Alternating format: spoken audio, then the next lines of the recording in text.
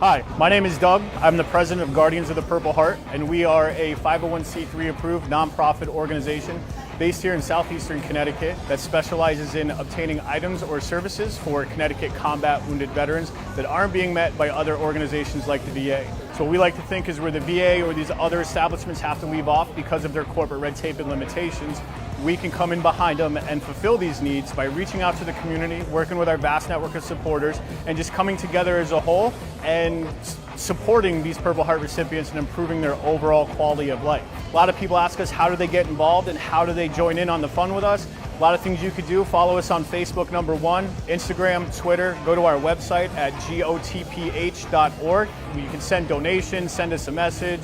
Spread the word of what we're doing. All the Connecticut Purple Heart recipients, we are out there trying to make a difference in their lives. So please give us a hand and join in on the fun.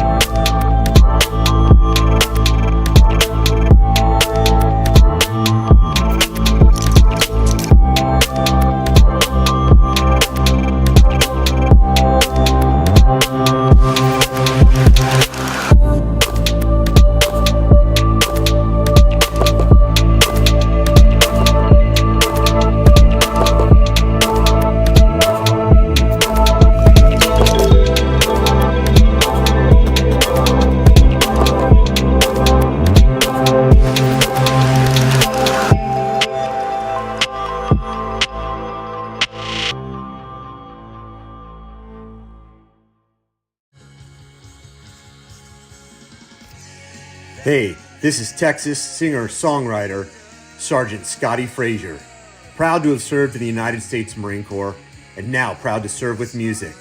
I am honored to be interviewed by and partner with Fubar Studio, the best in military and veteran supporting podcasts. Check them out, and thank you for your service for our American heroes. Also check out scottyfrazier.com for more of my music, and check us out on Spotify, Amazon, and where all good things are streaming. Semper Fi, rock and roll. Bring your appetite down to Big Belly Cafe, 140 Gore Street, Webster, Mass. for curbside, takeout, and indoor seating. Visit bigbellycafe.com to view their hours, menu, and order online. For reservations, please call ahead at 508-949-2433. Follow Big Belly Cafe on Facebook for weekly and daily specials. And remember, all veterans receive a discount for their recognition of service. Big Belly Cafe. Reedy's Archery, located in Middleborough, Mass. at 121 Wood Street, has been a staple in the area since 1993 and has become the one-stop pro shop for competitive target archers and bow hunters from New England. Reedy's is open Monday through Thursday, 12 p.m. to 8 p.m., Saturdays, 10 p.m. to 4 p.m. Make sure to visit reedysarchery.com and follow them on Facebook to keep up with upcoming events. Reedy's Archery, dedicated to the archer. Wolf Aviation Network is the only flight school in the area utilizing the Airwolf Simulator AATD and the specialized Part 61 training program designed to save students money while increasing safety and efficiency. Creating safe pilots is our first priority. Our flight sim is the perfect training device. It is designed to prepare students adequately before taking flight in our aircraft. Fly with us and save money. Wolf Aviation. Reserve your spot at 413-563-1929 and visit wolfaviationnetwork.com.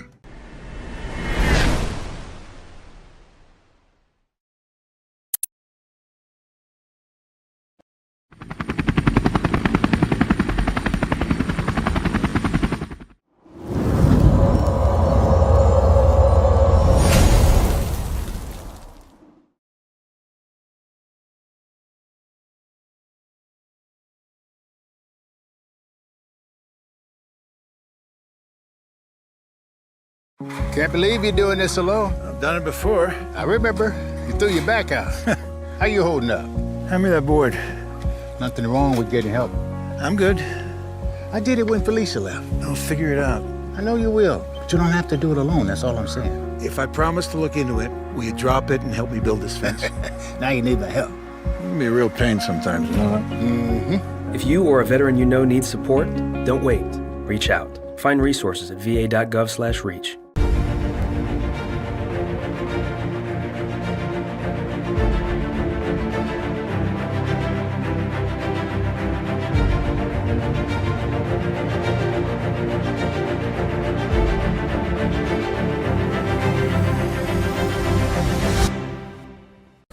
That would be cool. Yeah.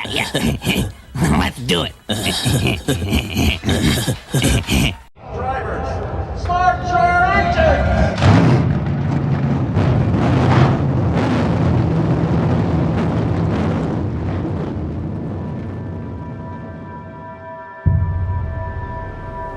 So many people have these big goals, these big dreams that they're too scared to go after, and they go to the grave with them. I went to my first 2 ships for 4 years, went on 1 deployment per ship. I just kept on having this vision of me racing in the Cup Series and walking out onto driver intro when I was on the ship on deployment. I made that decision on deployment that, hey, NASCAR was the route I was gonna go. I've been the only person who's been in the Navy, African-American, and also racing in NASCAR. Everything he's done in the military, he's now putting into a car. This work ethic is something that I've never seen before. I would get these calls and text messages like 1:30, 2 o'clock in the morning from Jesse, and I say, man, what are you doing? And he'll be in his racing simulator at 1:30 in the morning. He'll spend any amount of time, any amount of effort to achieve his ultimate goal. Daytona International Speedway, just 3 years after being on the ships, is pretty amazing. You start learning that you really gotta surround yourself with great people. You start feeding off of it and you start going places. On the ships, I learned that that was necessary to become part of the team, because if I kept on doing my own thing, then the team wouldn't work. And if the team doesn't work, equipment breaks, people get hurt. The people who are like-minded with you, they'll push you to stay on course.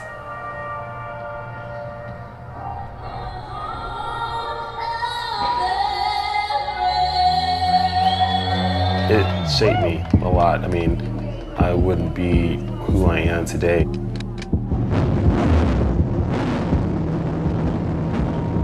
The first stock car race of 2018 is green. Here we go from Daytona. Some years ago when I was sitting in the Arabian Gulf, never would have thought that I'd be sitting here at Daytona. It just takes a lot of effort, a lot of grind, and never quitting.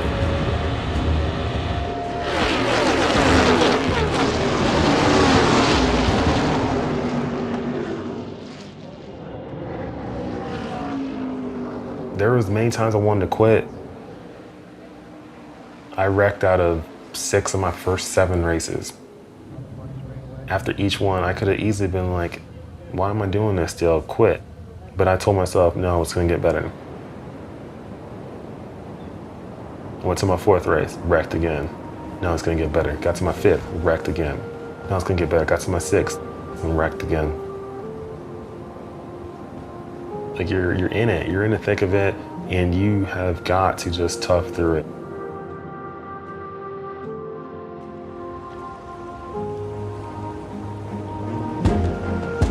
The amount of confidence I've been able to gain, the way I can attack goals, I learned a lot of it in the Navy, and I was not gonna be able to do that if I wasn't. You gotta begin walking and keep walking and start running, keep grinding. Even when you trip and fall, you get up and you go. Anytime someone tells you you can't, look the other way and you keep going.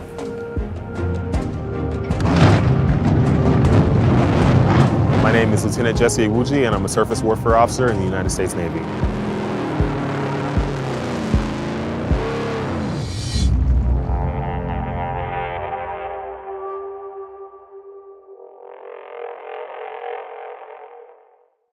Welcome everybody. Welcome to another episode. I'm your host, Doug, and today we've got a special guest with us.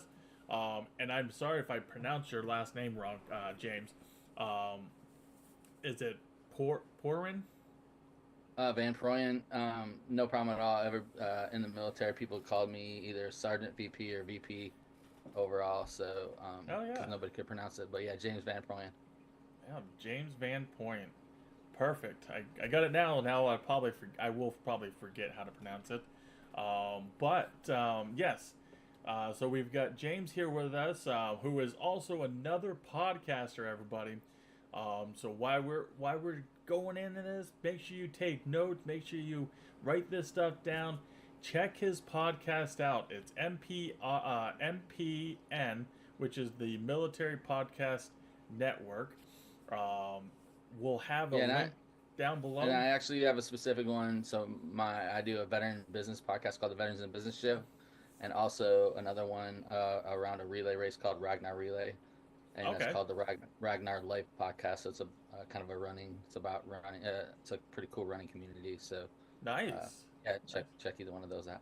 Nice, and we'll have all that stuff linked down below. So I want you guys to check that out, look at it. Make sure you like and subscribe, because we all need those subbies.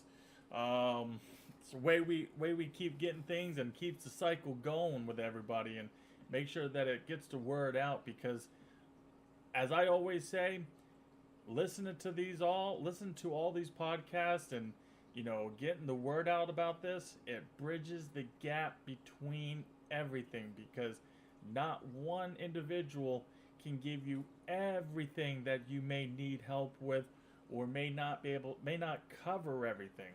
So all of us in this network, we all take care of each other. We all do this, and we all get all this information out that we try to cover.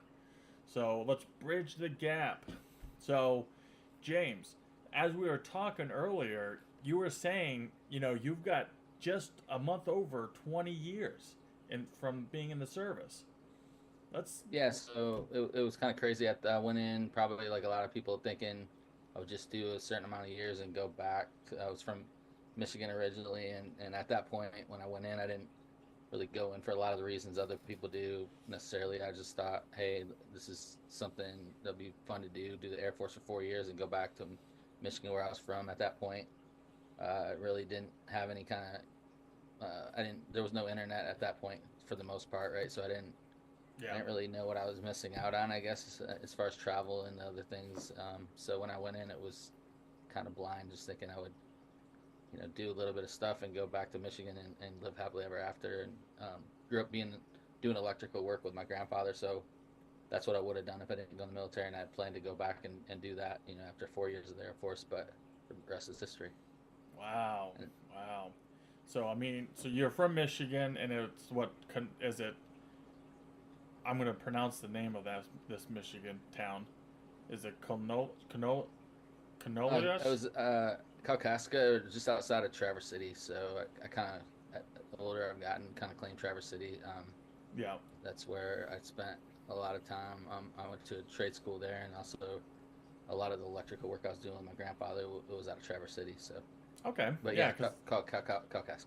Kalkakas. I'll butcher it. I lived in Pontiac. For a short stint. Short stint. I make it seem like I was in jail. No, I was. Let's see. I was in Pontiac for a short while, for about 1 or 2 years, and then ended up going to Flint, Michigan. Okay. But yeah, that was a quick in and out as a kid. Unfortunately, my mother didn't hold a stable job, nor did her husband. And so it was boom, boom, out, in and out. So totally Michigan's kind of a tough economy overall. I think I had wanted to go back when I was younger, but the older I got, kind of the more I was away from Michigan, the more I don't know that would be a state that I would want to necessarily go back to live myself. So I still hear it's not the best. It's once the whole car industry was leaving out of there, General Motors and stuff, it was just pretty much boom, down. I wouldn't say down the toilet, but it yeah, it's hit hard for sure. Yeah, it hit it pretty good, and be going back this summer. I'll be going back to Michigan for our races, but so yeah, I mean, is that at the Michigan International Speedway? Yes. Okay. Yep. Going back up there for our organization track day for veterans. So look forward to that. But other than that, I mean, it's I don't know if I would ever want to go and visit Michigan because there's not much. I mean, is there really much there to do? It just depends what people are into. I mean, I think there's a lot of outdoor stuff. I mean, they say they get 4 seasons. They get more winter season than anything else. So pretty short summer overall. I think I would say it's a big, things like fishing and hunting and stuff like that are big in the state. So if people are into outdoor stuff like that, there's plenty of stuff to do for that. Yeah. No, I get it. So your time in, so that just a little over 20 years. What branch were you in? I mean, it looks like it's Air Force. Yep, I was in the Air Force. Yeah. I can just tell by the back, just the back of on your, I would say your right side shoulder. Yeah. Is the Air Force, rank insignia. So with your shadow box in it, which I like that. That's kind of nice. I mean, that's like a nice talking point right there. Yeah, it's pretty cool. So that's the actually a person in the unit that I retired from was a retired civil service person that did that for a side business, and so it's in the shape of a Air Force E7, which is an Air Force Master Sergeant. So, yeah. That's so cool. I mean, I haven't done a shadow box. I've got a thing for my challenge coins and stuff. I've got this on my right side. I've got the Battlefield Cross and stuff like that, the flag, and some other stuff. I got another picture frame and stuff. So, but I never really did a shadow box. Always thought about it, but just never did it. Something I may have to look into. Yeah, for sure. So what did you, with your time in, what did you do? And to kind of go back, I didn't know anything really about computers and stuff like that when I went in getting in there. I think I was already in delayed enlistment in 1994, so there wasn't really a lot of IT related things at that point that I can remember. Like I wasn't really into computers or anything like that. But at the point I was going in the Air Force, I thought, hey, it'd be cool to learn to be an electrician or something like that, electrical on a plane of some sort. It was kind of what my mind was thinking or hoping for. I went in open electronics and basically was in small computer maintenance field, and which in the time frame that I was in, from the 95 to 2000 time frame, everything kind of was switching over from analog to digital. Yeah. In all the branches, but definitely Air Force. That was kind of the early time period of moving quickly into digital, and everything was becoming smaller and faster and more technology. Right, drones. I don't remember. Probably about halfway through, the use of drones started to be a big thing. So, everything.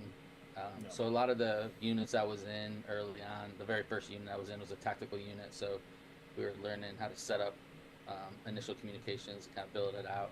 From there, kind of from a small scale to a big scale, secured telephones, secured computers, and video teleconferences and things like that for all the command structure, if you will. So got a lot of practice early on at deploying and kind of shaped my career throughout the 20 years. Went to Korea during my career for a year and was in like a Air Force Combat Communications Squadron, it was called. So same kind of thing. We each month did like a week exercise where we sent people to all different locations in Korea, and would do a week exercise, right, to just practice what would happen if certain things happen in theater. Yeah. So yeah, I mean, my career was kind of for 20 years a lot of going to different places and doing things with, depending which location, but help desk sometimes for helping people fix their things on any kind of help or trouble tickets and things like that, right, for computer repairs or software that wasn't working or printers that needed to be hooked up or things like that. So just depended where we're at and what the thing was of what our mission was on the deployed location. So got to do a lot of that kind of things. And then my last 5 years, I was in a joint communication unit out of MacDill Air Force Base. So we deployed as small teams, like 4-person teams for the most part, 2 to 4 person teams with different size, again, equipment that we could, like airline checkable size equipment that we could go to different places and set up our things, and had like a little satellite dish and things like that we could do. Yeah. And it kind of trained us how to know a little bit of everything of the satellite communications, and again, to roll out kind of different level of communications for different units or special forces or things like that. Just that back at that point, it was like 2009 to 2000, almost 15. So there was a lot of stuff happening in Afghanistan and Iraq and things like that. So nice, yeah. I remember, I mean, when I was in, it was I got stationed Camp Casey, Korea, and there's a few other places. Then I got stationed down at MacDill Air Force Base, but it was with a reservist unit as AGR, and then ended up coming up. My year was over here, Westover Air Force Base. But some good times. I almost went into signal support, which they do, they do group things of going out into the out behind the wire, and they go and set up signal support, and do all the radioing and certain air support and communications, sending information back to the FOBs and to the main bases while deployed. But that's it's still kind of neat that you got into doing small computer stuff like that. Even though it was like you were looking at doing electrical stuff inside of a cockpit, but now being out, you're now doing electrical work and stuff like that now. I'm actually I think I look back in a good way, right? I'm 48, and I started working with my grandfather when I was 10. Of course, couldn't do much right at that age, but yeah. I was around learning electrical in the 2-year trade school. I learned electronics and kind of how everything was built off of everything, right? And then Air Force early on with the different trainings that I got for my job. I think everything kind of built off of the early days of communications and the internet and things like that. So I didn't really want to do the same thing I was doing in the military when I got out, but I knew I wanted to get into business, and about a year before I got out in Tampa, Florida, I didn't really know anyone in the business community at all, so I just a little over a year before I knew I was going to retire and get out, I started going out into the local community and seeing kind of what was out there, and met a person that was had a business organization and started volunteering to help that group, and they were getting into podcasting. So it took me a little bit to wrap my head around actually doing it myself. Like I knew what it was, like a podcast, right? I'd listen. I can remember in my mind kind of probably at least 2008, 9 time frame listening to some sports podcasts, but really didn't understand the concept of just anyone, I guess, starting something in a thing and building it out in a specific niche and, you know, being the person that does that. Like, it took me a little bit of time to wrap my head around that. But to go back to your question, I mean, I think the good part is to have a communications background and I hate to say tech background because there's so much to know in tech, but to be comfortable with, you know, making any kind of thing work. You know, it was a good fit to kind of get out in the military and, you know, start to see what kind of things I would do a podcast about. And I mean, it's easier now than ever to do those things, but in the early days, it had been around for a little bit, but it was still early on, right? 2014, 15, 16. And so it took a little bit more at that point to figure out how to set up everything and, you know, edit your podcast and things like that. But, you know, so I kind of went full in of learning and listening to what other people were doing and going to podcast conferences and things like that. And, you know, just learning the different things and even just, you know, not having a background in interviewing people and things like that, right? It's cool to do that and learn that and be not just a good host, but a good, you know, go on other shows and, you know, kind of understand the intricacies, I think, back and forth of that. So that's what I kind of got involved with as I was getting out. You know, wrap my head around what kind of podcast I would do. You know, I knew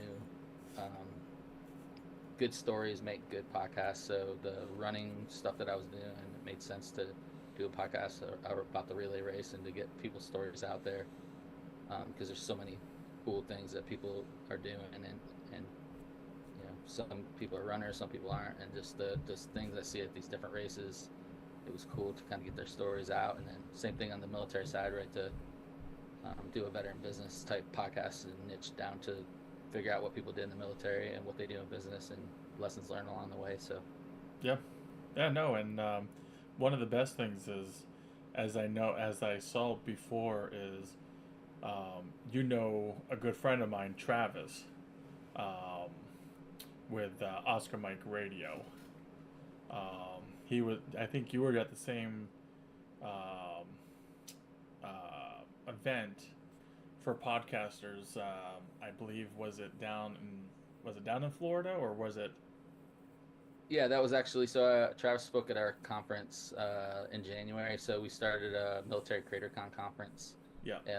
Piggybacked off of, so to kind of go back to what I was talking about, like the group of people that I was helping out with started a podcast conference in Tampa area at first it's actually called Florida Podfest at first, and they transition. First 2 years was in Tampa, and it went to Orlando, and it's called Podfest now. They kind of dropped the Florida part at first, but so Podfest is this past January or last month was the 11th Podfest they've had, and so we did military CreatorCon with Podfest, and next year we're in 2026 we're going to do it as a multiple day event on its own. I'm looking at locations right now, so nice.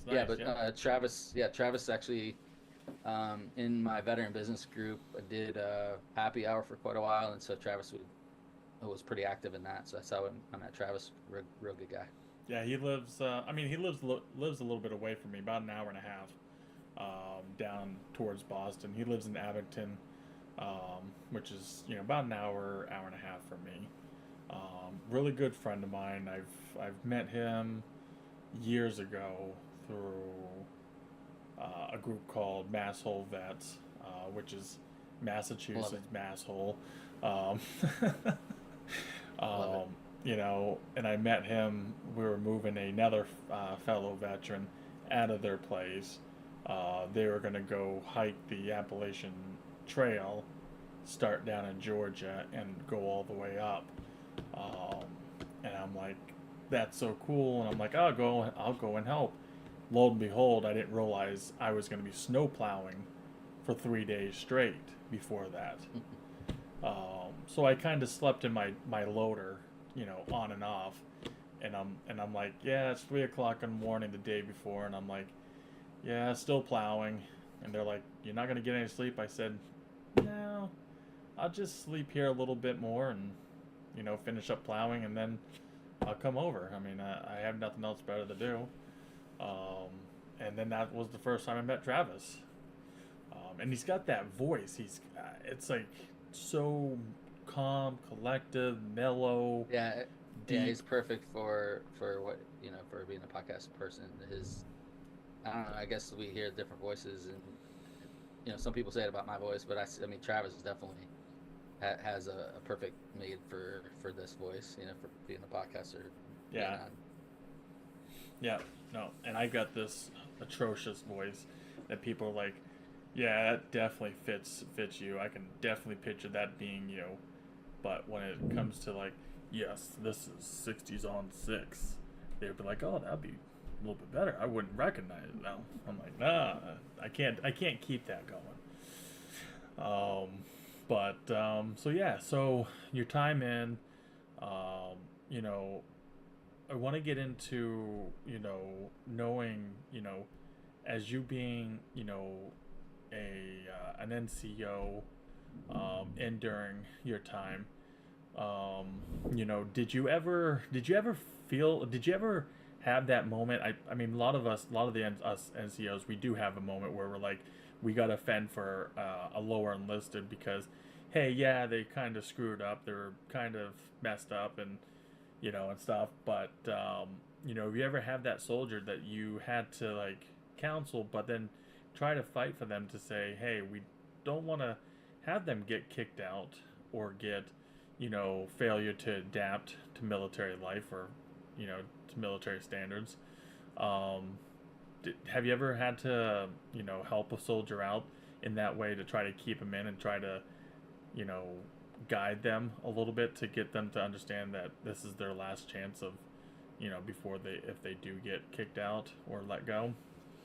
Yeah, it's interesting. I mean, I never actually personally had an experience like that. I don't know if I would call it fortunate or unfortunate, depending how you look at it. But I definitely had my leadership style or supervisory style was,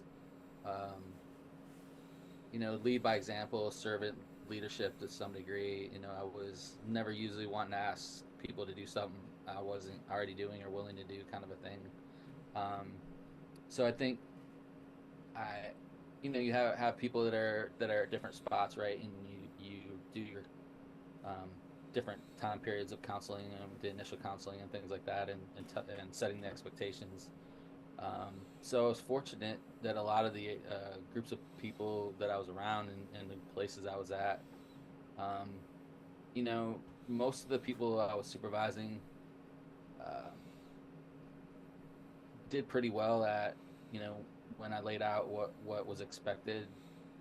Some did way better than others, right? You have different kind of levels of people, but nobody that I had, for the most part, on supervising were, at that spot where they were almost gonna be kicked out for any reasons.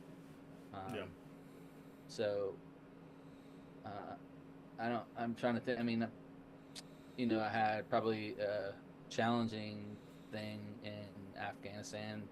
There was someone that I had to, pretty high ranking person that had came to our site, and I had to counsel him 3 times in 1 week for different things. And so that definitely challenged my, not just patience, but leadership style in that sense. Because, in a war environment, it's tough because, I had some pretty young troops that were there that were doing really well and exceeding, expectations. And then I have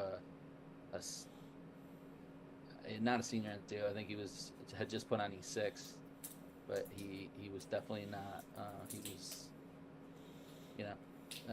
not doing things that he should be doing in that environment, and just kind of basic stuff. So, he within a week, like he wasn't there anymore, and he was basically glorified answering phones for my supervisor at Bagram in Afghanistan at different locations. So I don't think that's a good example of what you're asking. Yeah, but that was probably one of some of the more challenging things like that, just because of the environment.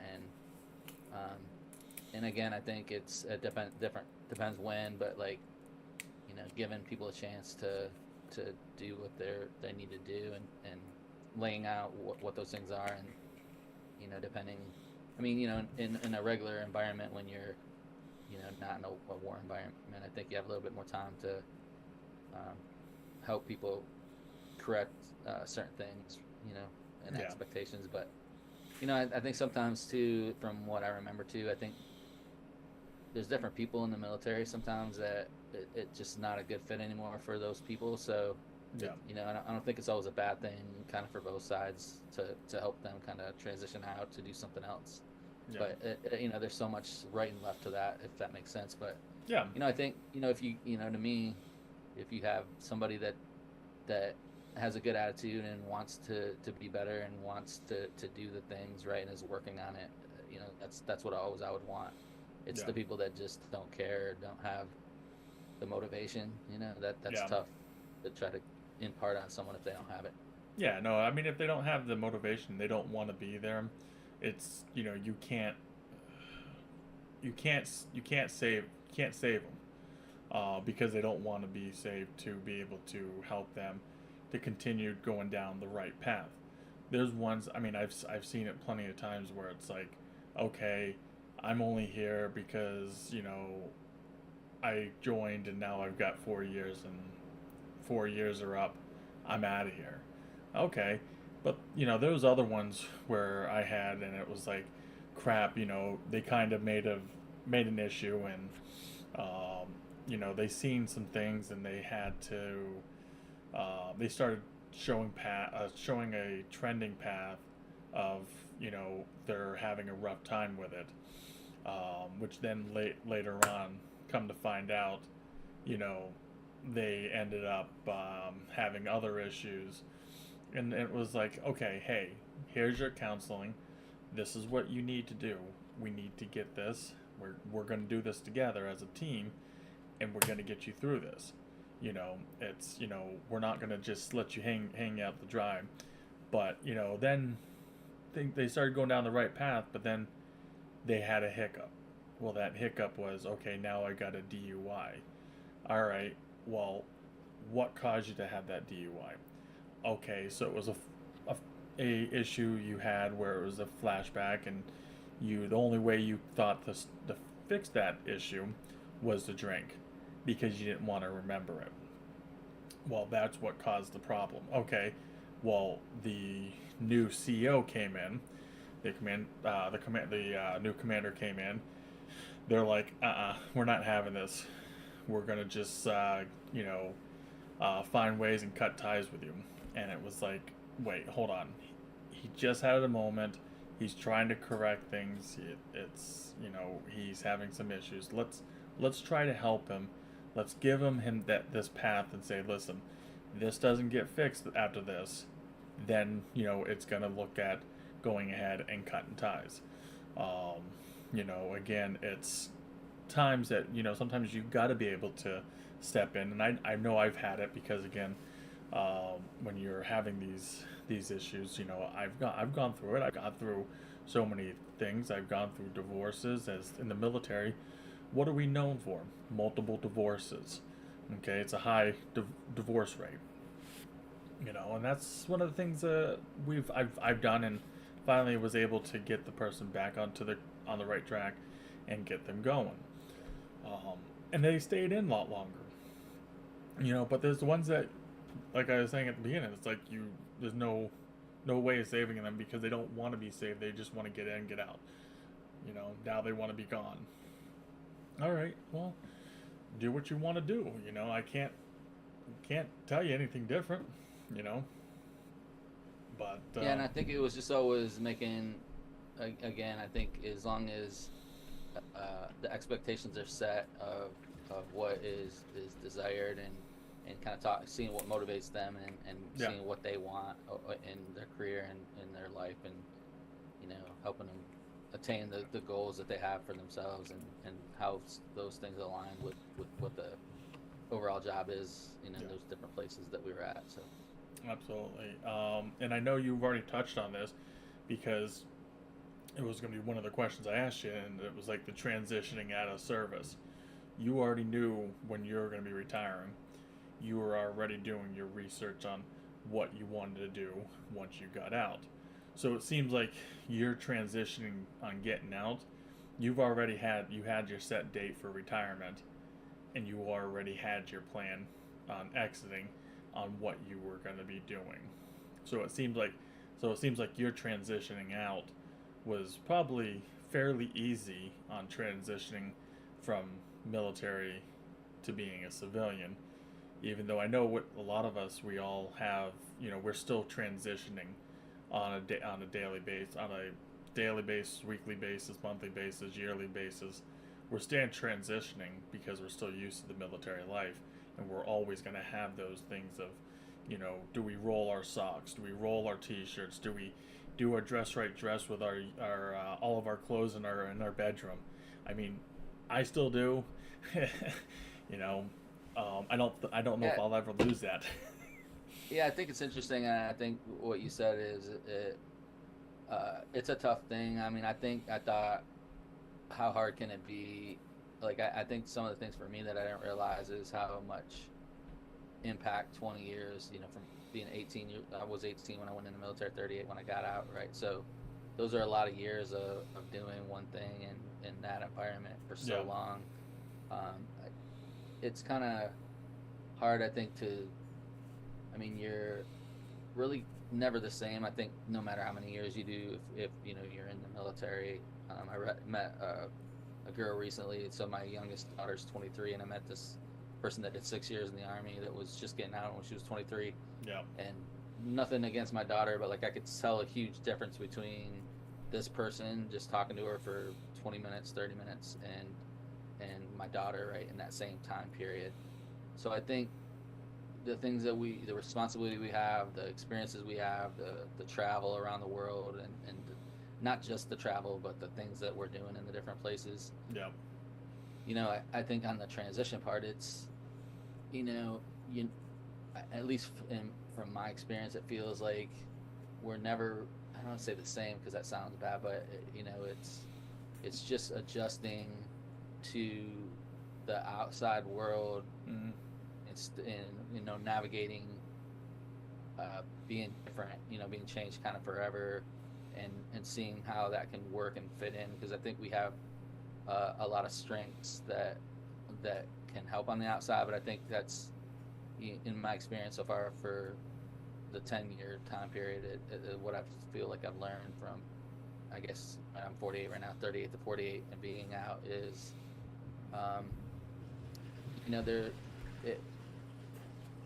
there's a lot to offer, but like I think it's some things, and I think there's it's almost like a different language to some degree of, like, it feels like you're all speaking English, but but not at the same time, if that makes sense. I'm trying to think of a good analogy, but so I think that transition might be easier for some people than others. Like, it's easier for me, I think, 10 years later to talk about it than it was only a few years into it. I had no idea what I was getting into and what that looked like. And it wasn't necessarily fear of the unknown, but it was all unknown. And now I made decisions and did things, that I see what it resulted in years later. But I really didn't have any idea what I was doing kind of early on when I was doing it. If that, the podcasting space has come a long ways, and, and I think things that helped me on the transition or after the military were the same things that helped me in the military. Like, you did time in the Army, and I think every branch is the same. It's, how do you get stuff done when you're doing stuff around the world, right? Who do I know at this base? Who do I know that does this? Like, and even if you don't know someone, it's like, okay, who's running a program that's the best run program in different, a different thing, to where I can try to set up our program that way. And I think in the outside world, like, that was my thing is to try to, have mentors and get around the people that are doing the things that I want to do, and learn from them, and, develop out those relationships and professional relationships, and those people that I would get introduced to, those first few years would introduce me to more people, and it's just built off of itself. Yeah. But I go back, I think that's how we got stuff done in the military, and then when I got out, I started to learn how to do it kind of in a different way on the outside world, or in the civilian world. Yeah.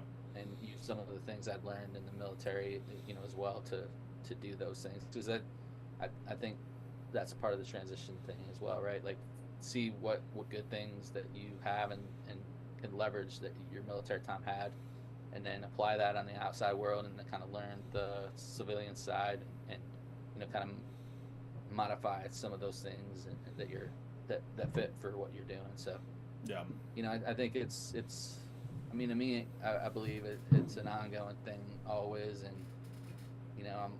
luckily I think it's a lot of us want to help the people coming from behind us. So yeah. That's another thing is, as I've gotten out, I've wanted to figure things out, to know myself, to where I could help other people that are, my friends and other people that I know in the military space, to where I can help them as they kind of, go down that same path in the future. So yeah, oh, absolutely. So I want to get into talking to regarding the whole podcasting stuff and what you do now, and where do you see yourself going with this, 5 years or 10 years down the road? Yeah, it's a great question. So I think to early on, kind of to go back to the transition part we talked about, and the person that his name is Chris Krimitsos, that I met as I was getting out. He was doing a lot of local business events, so I started helping him do those business events, helping him do the podcast conference, going to a lot of other conferences related to social media and things like that. Early on, I started to kind of see and learn the back end of events, so I knew I'd probably do an event on my own at some point, and that's how the Military Creator Con conference grew out of that. So I mentioned that to say, I definitely, we have a good 5-year plan, to build that out. Part of that, the recent plan was to go from doing it in conjunction with Podfest to now doing it on its own. And another thing we want to do is expand it. Love podcasting and new media and things like that, but we really, there's a lot of people doing cool things and creative things in the military space. So when we kind of say Creator Con, we want to open it up to people doing things in innovation and the whole creative process. And there's like comedians and authors and people in media, like actors and things like that. So and even in the cooking space, right? So anything really around creative things in the military space, and some entrepreneurship even. So that's what we're expanding the conference to be. And I think podcasting and YouTube channels and things like that, I think, go along with a lot of those areas, but sometimes people aren't ready for that. So I think it'll be good as we expand to have that kind of be under that same umbrella, to where when people are ready, there's the people that are learning those things and doing those things are right next to the people they're not quite ready in their different ventures to do that. But definitely want to have a place where we can help people learn those things and plug people in at different points when they're ready. So that's really the at least definitely 5-year plan on the Military Creator Con side. And so we're early on in the planning stage of that for next year. We want to do it March-April timeframe of 2026. So we're looking at a couple places right now in Texas. So we think it's going to be in either Dallas or San Antonio, which we know soon. So we're working on that. That's kind of if anybody's done events, it's a full-time thing, right? As soon as you finish the one event, you're already kind of hot and heavy on planning and putting the things, the topics that you want to have covered, and who's a good fit for speakers, and going out and getting the speakers and things like that, and the venue, the sponsorship, and making sure it all makes sense. So we're doing that. And then on the podcast side, there's a few things on the running podcast that I do. I do go to a lot of those races every year throughout the U.S. I have a pretty good active Facebook group in that group, and growing out some business things on that side, that we've been working on, and then also on the veteran business podcast that I do. In the past, I've run a mastermind at different times and have a pretty active Facebook group that we do things out of.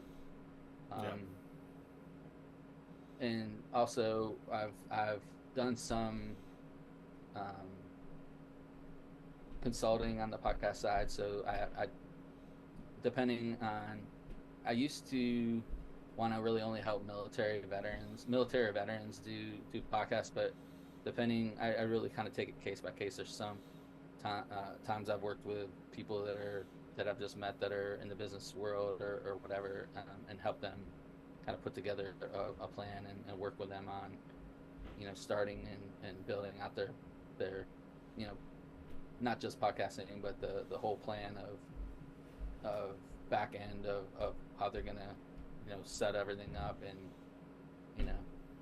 recommend different tools and resources and things like that to put into place. So those are pretty much everything I'm involved in. I mean, it keeps me busy. Yeah, and every month. It seems like it. I mean, just like myself. I mean, I run 2 podcasts, and I run, a nonprofit organization.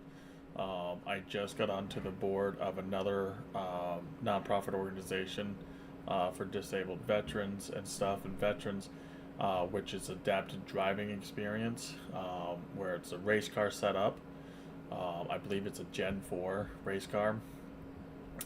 It's driver's side panel comes off, gets unattached, and we get it's like a hydraulic seat that comes out, and you're able to put a disabled veteran into that seat, and it brings it back in, and then the door panel goes back on, latches on safely, and then you have someone in the passenger side that drives them around, just like if they were driving the race car around the track. And then if and I fell in love with it too, I'll tell you. And if you're 100% capable of driving, and you're a veteran, you can still get into the car either with the panel coming off or hop through the window, whichever way you want to do it. And you can drive around the track and you will have a professional driver that will drive you around. But it's it's a race car, not with a race car engine, but it's a crate engine. But it makes it feel, it has all the same stuff to it. Still sounds like a race car. It drives like a race car. But you have all the safety equipment like a racer. We're doing, I got onto the board with that now to help that out and be able to assist and be able to help more veterans out in racing, let alone the track day for veterans, which would get you into the pits, just like at the Daytona 500, just like we're going to do in Phoenix. We'll do it in Rockingham, we'll do it in Talladega Speedway, we'll do it in Charlotte, Kansas, Watkins Glen, and then also Michigan. So how do you find the different people that, or is it open to just anyone that's at the races, or? It's open to anybody who's a veteran. Usually I post it, through all my social media platform. And then I also post it into open forums. So like for Phoenix, I posted it into pretty much every veteran group that allowed me to post it. Some groups don't want you to post it because they say it's spam. I said, I don't know how it's spam. I said, I'm a real person, just like Pinocchio, minus I'm not a wooden boy. I'm a real boy. I'm like, I don't know how else to tell you I'm real other than, pick up the phone, here's my cell, call me. I'll be glad to tell you and talk to you. But I posted in there, and I'll tell you, I get probably anywhere between 100 to 300 people that say, hey, I want to partake in it. Sometimes if it's not posting in a group, I'd still post them. If I have spots available, I still post them. But if I know organizations that are out that way or in that area, I usually go to them and I say, hey, I already know you know these individuals. Do you have anybody that wants to go? And then if they give me 4 people's names or 5 people's names or whatever it is, then I figure out how many I can take, and then we do a drawing for it. It goes in, it's just a random pick, and just so everybody knows, it's it's not like, oh well, favoritism, this person, see you later. No, it's a random pick that gets drawn and gets picked, and that's it. And as long as you tell me you're gonna be there, you're gonna be there. But if you don't show up, then it's gonna be okay. Well, you're not gonna get picked for another one. I'll have that name. I'll remember that name because I'll keep it. And then if I ever go down that list again, and you're on it, you're not gonna get picked. Because again, I don't want to waste everybody's time of someone not showing up. And then I don't want to have where, I could have had someone else, and now you didn't call, didn't show nothing, and now, I kind of look like an idiot in front of the owners, and it's like, wait, I did what I was supposed to be doing. This person did not even show up, didn't even call. They won't even take my phone call now. And it's like, and I get this things happen, but it's just the open communication. Just like in the military, it's an open communication. Just tell us what's going on. We can help you. We can figure things out. And if you can't make it, you can't make it. It's not like it's a, like it's a bad thing. Just tell me. Then I can get someone else a pass. It's not hard, but I can't do it the last second. I can't do it, that the day of the race, because the race team, the owners, and all them are kind of busy. I mean, and it's hard to change the paperwork when it comes to that because it all goes on sheets. But how did you get those relationships with the different speedways and the racers and stuff like that? How'd that? So it was basically pretty much just, I've been doing it now for what, 3 years, and I built the relationships with getting to know everybody. I'm like as people say, I'm like a politician. I'll work the room, and I'll get to know everybody. And then I just build the relationship from there. This one, perhaps for this one, with NASCAR, was kind of a coincidence that someone knew someone, who then said, "Hey, I know someone. Let me get you in contact with this person," which then got me in contact with the race team, or the race. They actually got me in contact with the driver, and they're like, "Oh hell yeah, I'm down for that." And I'm like, well, let's just make sure the owner and all them, everybody's cool with it. Which I knew they were going to be cool with it anyways, because, I mean, who's to say nobody's going to be cool to have, veterans, to say, hey, thank you for your service in your pits. It was a no-brainer, but it kind of, it's just, again, it's just working things. And that was one of the things is, I worked it and it was meant to be. Love it.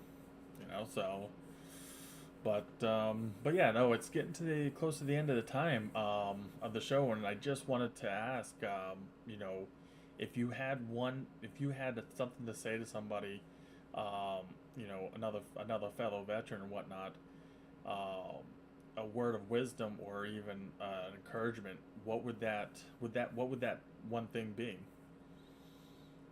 Yeah, it's a great question.